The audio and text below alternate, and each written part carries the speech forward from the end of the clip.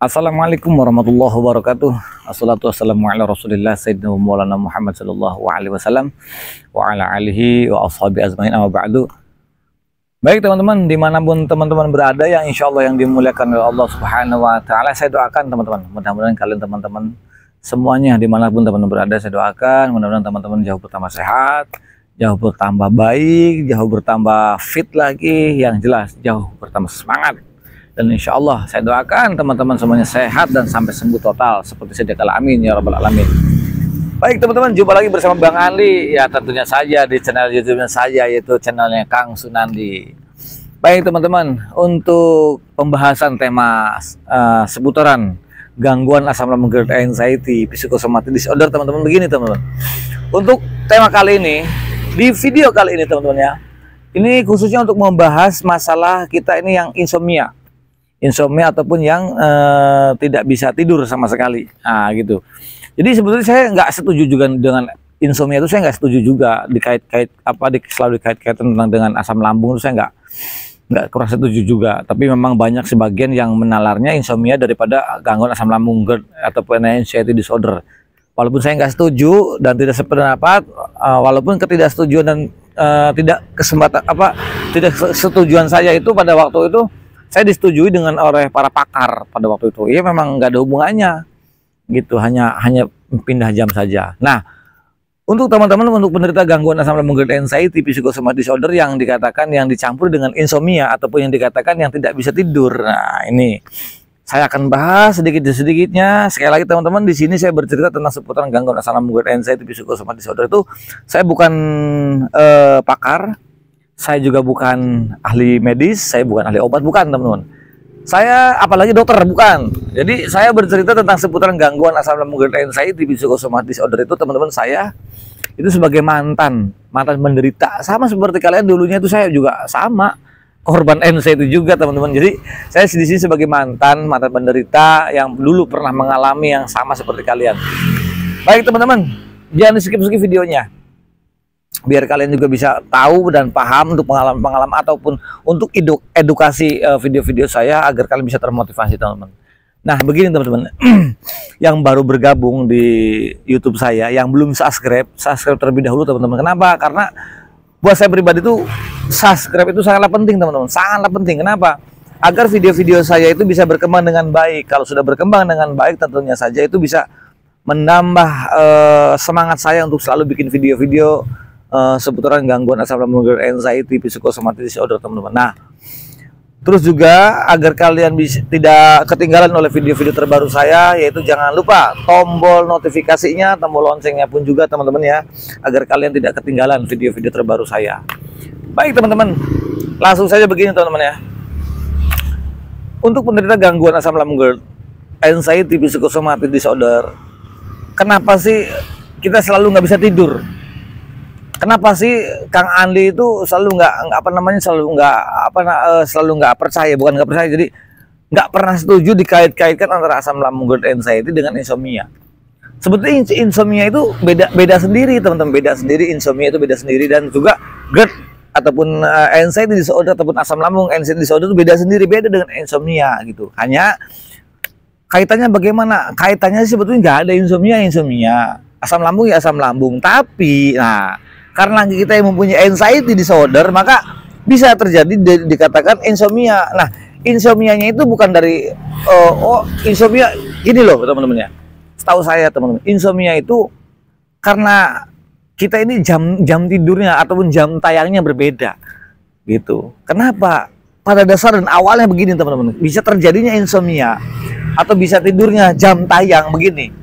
Karena orang yang mempunyai gangguan asam lambung, GERD, anxiety, psychosomatic disorder itu teman-teman ya, awal pertama memang biasanya daripada anxiety bisa jadi daripada asam lambungnya. Asam lambung diakibatkan daripada anxiety. Nah, anxiety itu banyak faktornya, ada 4 perkara. Yang pertama, dia bisa dulunya mungkin dia pemakai ataupun mantan narkoboy. Yang kedua, dia depresi, itu kan ya punya masalah, disakiti sama orang, dibully, terus tertindas seolah-olah seperti itu ya teman-temannya. Ini juga bisa terjadi dan nantinya akan ada yang namanya anxiety disorder teman-teman. Nah, terus juga ada yang genetik itu tuh keturunan. Nah, terus juga ada juga traumatik juga teman-teman, traumatik. Nah, kebanyakan yang saya telusuri sahabat-sahabat Sunandi ataupun penyintas anxiety Indonesia itu rata-rata mereka itu daripada traumatik dan depresi itu kebanyakannya. Traumatik depresi itu paling sekitar 80% gitu kan, 80%. Terus juga ada yang sebagian mantan narkoba sedikit sih teman-teman, tapi simpel aja lah gini teman-teman, langsung Allah aja biar nggak bertele-tele gitu. Langsung ke topik aja. Kenapa insomnia begini? Karena orang-orang terkena anxiety disorder gitu kan, awal-awal dari dari depresi, oke, dari traumatik dan sebagainya. Terus dia ada yang dirasa, akhirnya kita saking munculnya pikiran kita yang terlalu over teman-teman, yang terlalu over, yang terlalu berlebih, akhirnya apa? Menimbulkan hormon kortisol semakin banyak. Otomatis hormon kortisol tersebut akan nampung lama-lama itu berantakan. Hormon stres lah. Dari situ akhirnya campur dengan asam lambung. Akhirnya muncullah yang namanya reflux ataupun reflux. Dia naik asam lambungnya, kayak begahnya, ulu hati mengganjalnya, jantung berdebar, kelayangan, sesak juga. Itu wajar teman-teman, karena itu akibatkan daripada asam lambung. Nah, ujung-ujungnya daripada pola pikir. Nah, dari situ akhirnya ada yang dirasa. Nah, ada yang dirasa mungkin dari teman, saudara, ataupun tetangga gitu kan, ataupun dengar berita, oh gara-gara ini, gara-gara selalu dikait-kaitkan. Akhirnya lama, mungkin pertama biasa, kedua kalinya biasa, kelamaan akhirnya kita lama-lama ke-trigger teman. Kalau sudah ke-trigger akhirnya kita berpikir, selalu dikait-kaitan tentang diri kita. Aduh, jangan-jangan gua begini bakalan, jangan-jangan gua begini bakalan. Nanti seperti itu terus teman-teman. Nah, timbullah dari situ kepikiran akhirnya dibawa tuh siang, ya kan, sore, ketemu malamnya lagi, nggak bisa tidur lagi, ada pikiran. Nah, di situ awal pertama kita itu terjadinya awal-awal insomnia. Karena apa? Ada pikiran terus aja. Nah, di situ teman-teman akhirnya jam tayang kita berubah. Makanya kalian giliran pagi kamu mau bisa tidur, ya kan, siang juga mau bisa tidur, giliran malam nggak bisa tidur. Padahal malah jauh tidur malam itu jauh sangat penting banget, sangat jauh lebih penting banget. Tidur istirahat malam itu sangat penting. Beda 5 jam tidurnya siang hari dan 2 jam tidur di malam hari, beda. Nah, gitu teman-teman. Jadi untuk teman-teman, untuk penderita gangguan asam lambung dan anxiety, psychosomatic disorder, jadi intinya kalian nggak usah khawatir, nggak usah takut ya. Karena insomnia itu perlu ada suatu pemaksaan agar kalian bisa sembuh daripada insomnia. Karena jam tidurnya itu berubah teman-temannya. Cara untuk mengembalikannya, makanya satu, teman-teman perbanyak aktivitas dari pagi, di program dari pagi sampai ke sore hari. Nah, di situ sekali lagi khususnya untuk Papi Culo, untuk Om Budi ataupun Bang Budi yang saya hormati untuk bagian Kalimantan Tengah, saya terima kasih, hadiahnya sudah saya pakai nih, Papi Culo ataupun Bang Budi, paketnya sudah saya terima, jamnya udah sangat. Terima kasih untuk Papi Culo dan terima kasih untuk Bang Budi yang ada di Kalimantan Tengah, Palangkaraya ya, kalau nggak salah. Terima kasih banyak. Ini saya, waduh, jamnya sangat luar biasa, ganteng jamnya, orangnya nggak ganteng kali ya. Baik teman-teman, langsung ke ponis, langsung ke ini aja, ke tema, bukan ke ponis. Jadi kita diprogram untuk kegiatannya, aktivitasnya diprogram bagaimana? Pagi kita harus olahraga, mau tidak mau kita pagi harus olahraga. Kalau pagi sudah berolahraga, nanti pulangnya kita setelah mandi kita biasa sarapan seperti biasa. Terus banyak yang bersosialisasi. Intinya kita harus banyak bersosialisasi untuk mengelupakan pikiran-pikiran negatifnya, untuk bisa mengalihkan pikiran-pikiran yang negatifnya. Terus juga kita hindari berita-berita yang dikatakan yang selalu berita-berita yang jangan sampai membuat kita itu ke-trigger. Abaikanlah itu. Jangan sampai kalian itu traveling mentor, traveling rumah sakit, traveling dokter, udah sekarang stop gitu. Nah, perbaiki tidur kalian dulu, perbaiki, karena pengaruh banget untuk anxiety disorder itu. Makanya kenapa kalau kita pergi ke psikiater itu dikasih obat, itu obat penenang, intinya untuk istirahat. Nah, Untuk orang-orang yang terkena anxiety disorder itu sangat pentingnya istirahat, terutama di istirahat malam itu penting. Kalau saya dulu, pengalaman saya itu saya menghindari tidur siang. Kenapa? Agar malamnya itu tidur bisa maksimal. Itu dulu yang saya rasakan, yang dulu saya alami, yang dulu saya terapkan metode-metodenya. Satu dari pola tidur dulu, kita benar-benar harus dijaga. Pola istirahat, pola tidur malam kita harus dijaga bener-bener. Mungkin teman-temannya untuk 3-5 hari mungkin teman-teman adaptasi nggak bisa, tapi lebih daripada 3-5 hari itu paling cepat 3 hari, paling lama 5 hari. Kalau kita program nanti untuk kedepannya itu bisa menyesuaikan. Kayak jam 9 kita udah tidur, paling malam jam 10 itu udah pasti bisa. Nah, ini sangat penting buat kalian semua. Maka dari sekarang diprogram sehari, 2 hari, mungkin 3 hari nggak bisa, 5 hari nggak bisa. Tapi kalau sudah melewati udah 5 harinya ke sana tuh pasti bisa. Jadi kalian itu nggak usah khawatir lagi. Untuk penderita gangguan asam lambung dan anxiety psychosomatic disorder yang dikatakan dibarengi dengan insomnia, yang tidak bisa tidur malam, maka kalian sudah nggak usah pakai malam kita ngelihat TikTok, ngelihat sosial media dan sebagainya. Udah, kalau istirahat, simpen tuh yang namanya handphone. Bisa nggak bisa tidur, caranya bagaimana? Dulu saya seperti itu. Setelah sore jam 8 udah beres, jam 9 saya udah masuk kamar tuh. Nah, jam 9 saya angkat handphone sebentar gitu kan, atau kalau nggak handphone buat setel musik. Handphone itu buat setel musik, dia setengah 10 saya sudah standby. Terus pokoknya saya jam 10 udah istirahat aja gitu aja. Dan walaupun nggak bisa, walaupun nyatanya saya bisa bangun, bisa nggak tidur sampai jam 2, jam 3, sampai jam 4, bahkan sampai pagi, itu pernah saya lakukan.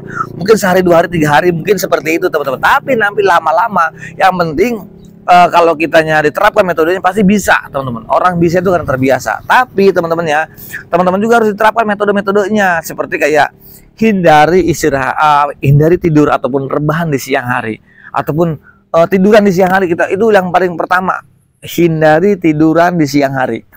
Banyakin aktivitas dan bersosialisasi agar kita mempunyai kegiatan seperti itu. Kenapa? Agar kita malamnya bisa tidurnya dengan maksimal. Kalau kita malamnya sudah bisa tidur dengan maksimal, enak teman-teman.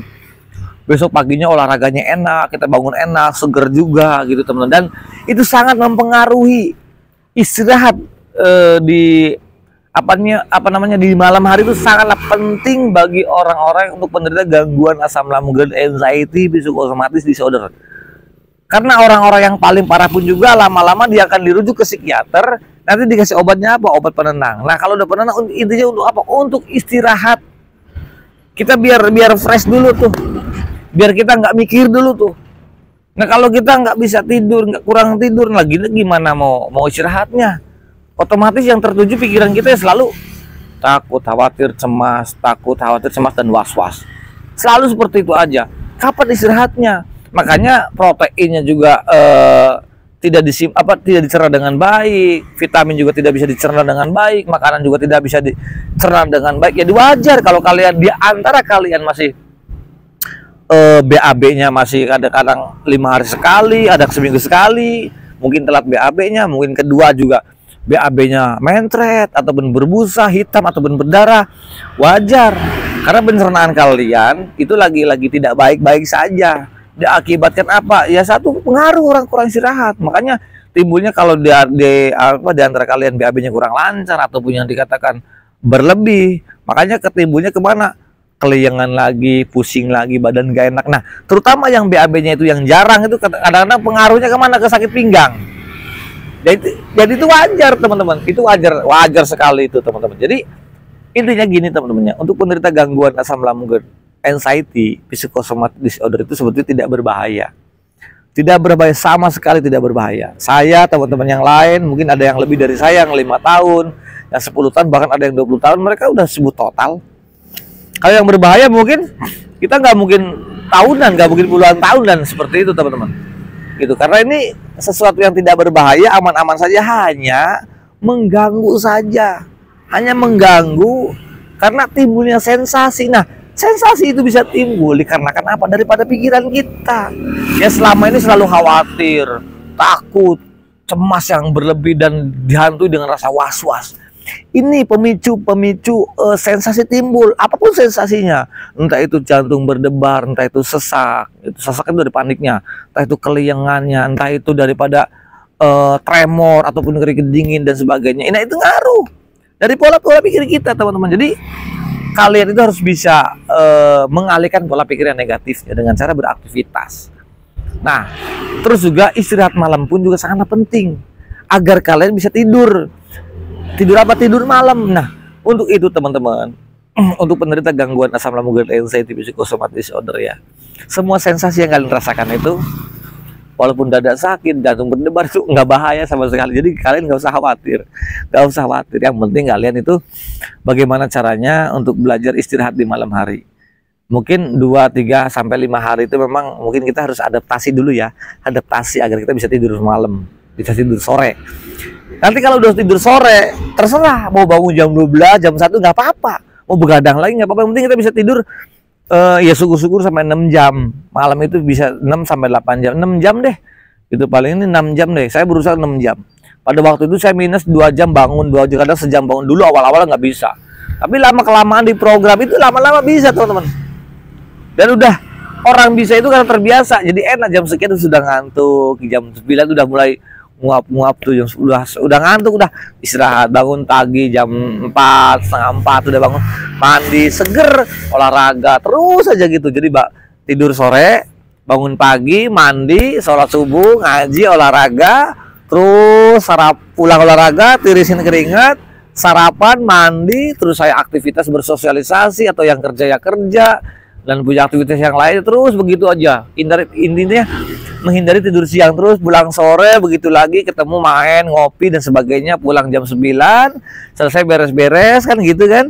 Nah, terus saya masuk kamar lagi, begitu setiap hari di program seperti itu. Jadi ya fresh, pikiran fresh, tenaga fresh, badannya fit gitu, tidur juga teratur, dan itu sangat membantu sekali teman-teman untuk penderita, untuk apalagi untuk orang yang dikatakan awal-awal untuk penderita gangguan asam lambung GERD, anxiety, psychosomatic disorder.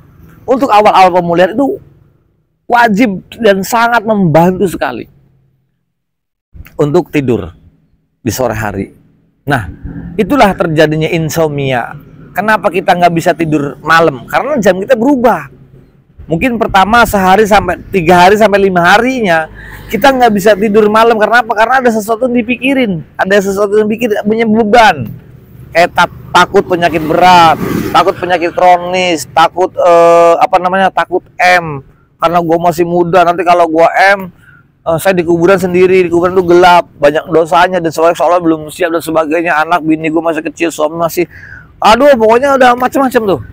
Nah itu jadi pikiran, takut penyakit berat, takut penyakit kronis, terus pikir nggak bisa tidur, ujung-ujung tak tahu subuh, tahu-taunya subuh, kan begitu kan. Nah dari situ setiap harinya dirubah, akhirnya giliran paginya kita istirahat sampai siang, kadang-kadang siang juga sejam, kadang 2 jam kita bisa istirahat, kadang setengah jam istirahat. Nah giliran ketemu malam lagi nggak bisa tidur lagi, dia wajar karena sehari-harinya kita udah sehari-harinya udah ada kegiatan kayak tidur siangnya, terus juga rebahannya gitu kan, kegiatan dipakai begitu. Jadi kalau malamnya kita mau istirahat mau tidur juga nggak bisa gitu, karena satu punya beban pikiran, punya takut, khawatir, was-was yang berlebih. Yang keduanya kita sudah terlalu banyak rebahan. Yang ketiganya kita udah tidur, paginya tidur, ya kan? Jamnya udah berubah tuh, paginya tidur belum tambah sore dan siangnya. Jadi kalau kalian bener-bener pengen bisa tidur malam itu karena diprogram, harus mau tidak mau kalian harus bisa memprogram. Terapkan metode-metodenya yang dari saya gitu kan, kayak semacam mungkin 3-5 hari kalian berjuang bagaimana caranya kamu bisa tidur sore hari. Bisa nggak bisa jam 9 kalian harus bisa masuk kamar, sudah nggak usah megang handphone, kalian bisa nggak bisa kamu tidur, diusahakan untuk tidur, memasakkan diri, yaitu untuk bisa dari jam 9 jam 10 tuh diusahakan. Kalau dulu saya begitu, saya taruh handphone, kalau nggak saya setel musik, saya bisa nggak bisa saya istirahat. Walaupun nggak apa-apa, kita belajar Allah pertama nggak bisa, saya bangun jam 3, saya belum tidur sampai jam 3 sampai jam 4, nggak apa-apa, kita berusaha. Nah paginya kalau bisa dihindari untuk tidur siangnya, disimpan bekalnya biar nanti sorenya kita bisa istirahat dengan maksimal. Seperti itu teman-teman, di program mungkin 2-3 hari sampai 5 hari mungkin nggak bisa, tapi kalau sudah dilakukan dengan metode, diterapkan metode-metodenya dengan rutinitasnya, ya, aktivitasnya, metodenya diterapkan di saat mau tidur malam itu, terus dihindari tidur siangnya itu sampai 5 hari pasti kalian bisa teman-teman, di program bisa. Nah kalau nanti sudah bisa, tolong diterapkan terus gitu sampai benar-benar kita pulih sampai 90% deh. Nanti kalau sudah 90% masa bodoh mau begadang lagi terserah. Itu kalau sekarang saya udah begadang lagi, udah jorok saya.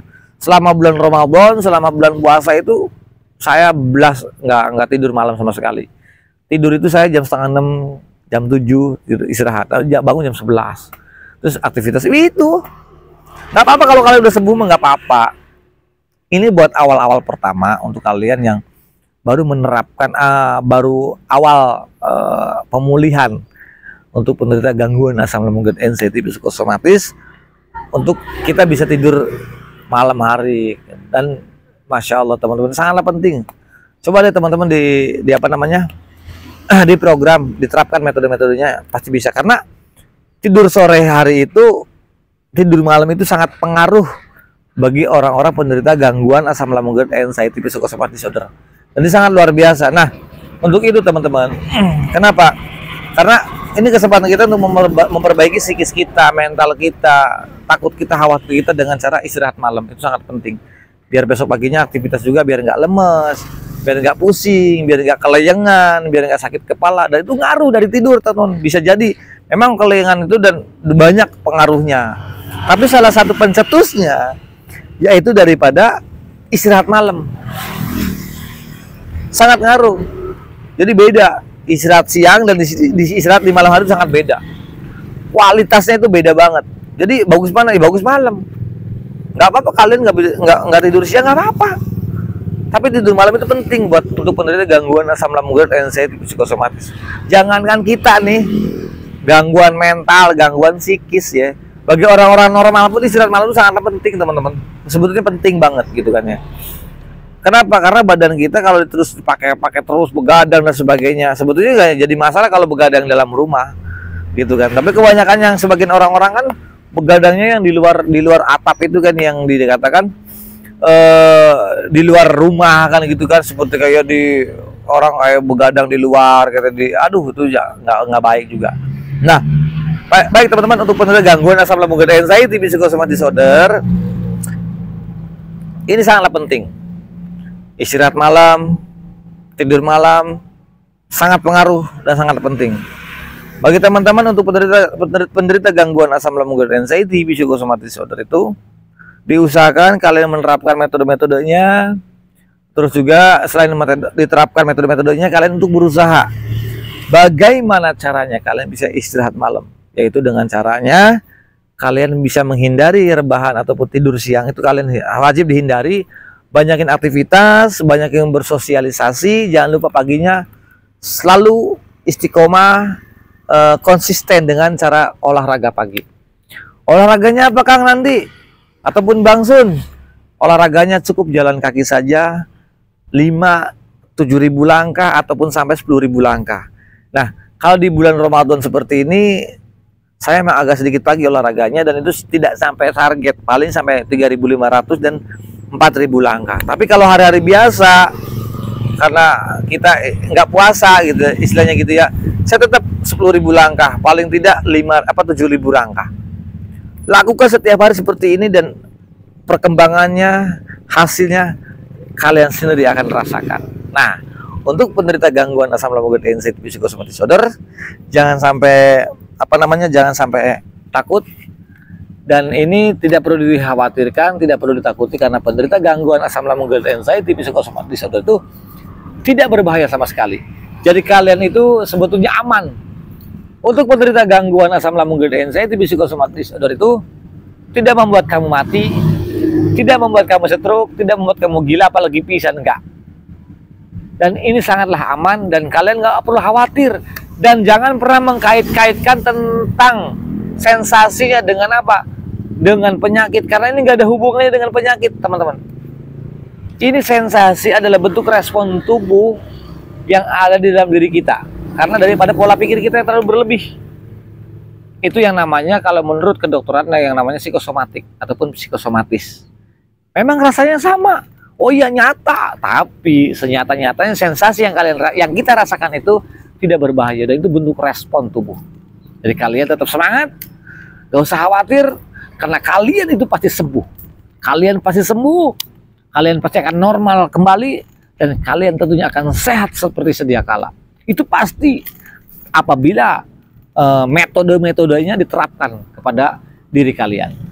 Itu saja, mudah-mudahan jadi bermanfaat, menjadikan wasilah, dan mudah-mudahan video-video saya itu menjadi wasilah buat kalian agar kalian tuh bisa bertambah sehat, semangat, sembuh total. Itu saja yang bisa saya sampaikan teman-teman, mudah-mudahan ini menjadi manfaat. Yang baik datang dari Allah Subhanahu wa taala, yang jelek dari saya pribadi. Alisan makan kotoran lisan, saya manusia biasa. Tempat salah dan kelab jadi mohon maafnya. Akhir kalam, assalamualaikum warahmatullahi wabarakatuh. Jangan lupa bahagia dan tetap semangat, sembuh, asam lambung, sertifikasi otomatis, bahagia.